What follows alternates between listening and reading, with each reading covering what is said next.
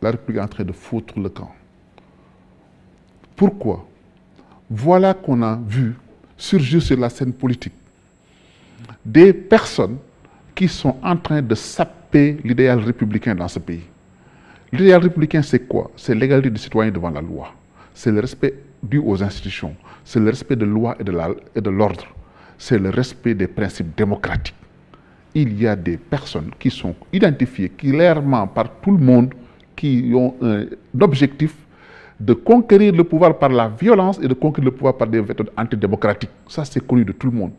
Si quelqu'un proclame la restauration et la défense et la protection de la République, je lui apporte mon soutien. Personne ne peut nier qu'au mois de mars, il y avait un personnage politique qui s'appelle Ousmane Sonko, qui a convoqué toutes les télévisions pour dire qu'il faut attaquer le président de la République, il faut attaquer les institutions de l'État.